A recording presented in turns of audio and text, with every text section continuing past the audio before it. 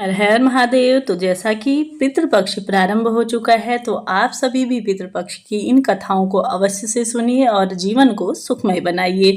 पितरों का आशीर्वाद हम पे बना रहता है तो स्वतः ही हमारे सभी काम पूर्ण हो जाते हैं। तो जैसा कि इस कथा के अनुसार महाभारत के दौरान कर्ण की मृत्यु हो जाने के बाद जब उनकी आत्मा स्वर्ग में पहुंची तो उन्हें बहुत सारा सोना और गहने दिए गए। कर्ण की आत्मा को कुछ समझ नहीं आ रहा था, वह तो आहार की तलाश में रहे थे। उन्होंने देवता इंद्र से पूछा कि उन्हें भोजन की जगह सोना क्यों दिया गया। तब देवता इंद्र ने कर्ण को बताया कि उसने अपने जीवन भर में पूरे जीवन काल में सोना ही दान किया, लेकिन अपने पूर्वजों को कभी भी खाना दान नहीं किया।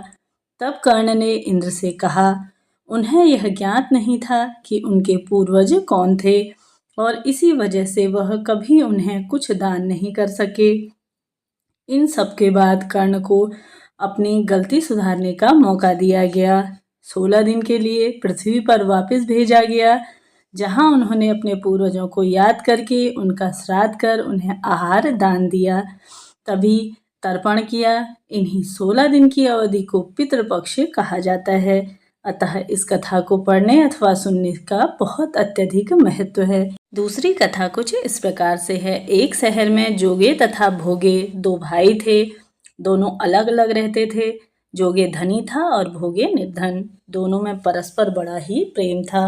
जोगे की पत्नी को धन का अभिमान था, किंतु भोगे की पत्नी बड़ी ही सरल स्वभाव की थी। पितृपक्ष आने पर जोगे की पत्नी ने उससे पितरों का कार्य जैसा कि श्राद्ध करने के लिए कहा, तो जोगे इसे व्यर्थ का कार्य समझकर टालने की चेष्टा करने लगा। किंतु उसकी पत्नी समझदार थी कि यदि ऐसा नहीं करेंगे तो लोग क्या बातें करेंगे। फिर उसे अपने मायके वालों को दावत पर बुलाया और अपनी शान दिखाने का यह उचित अवसर लगा। अतः वह बोली, आप शायद मेरी परेशानी की वजह से ऐसा कह रहे हैं, किंतु इससे मुझे कोई परेशानी नहीं है। मैं भोगे की पत्नी को बुला लूँगी, दोनों मिलकर सारा काम कर लेंगी। फिर उसने जोगे को अपने पिहर न्योता देने के लिए भेजा। दूसरे दिन उसके बुलाने पर भोगे की पत्नी सुबह सुबह आकर काम में जुट गई। उसने रसोई तैयार की, अनेक पकवान बनाए, फिर सभी काम निपटाकर अपने घर आ गई। आखिर उसे भी तो पितरों का श्राद्ध तर्पण करना था। इस अवसर पर न जोगे की पत्नी ने उसे रोका और न वह रुकी। शीघ्र ही दोपहर हो गई। पितर भूमि पर पहुँचे। जोगे भोगे के पितर पहले जोगे के यहाँ गए तो क्या देखते हैं कि उसके ससुराल वाले वहाँ भोजन पर जुटे हुए हैं। निराश होकर वह भोगे के यहाँ गए।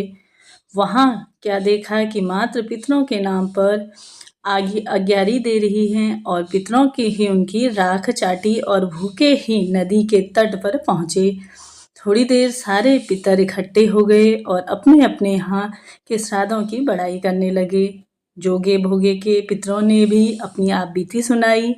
फिर वे सोचने लगे, अगर भोगे समर्थ होता तो शायद उन्हें भूखा न रहना पड़ता, मगर भोगे के घर में तो 2 जून की रोटी भी नहीं।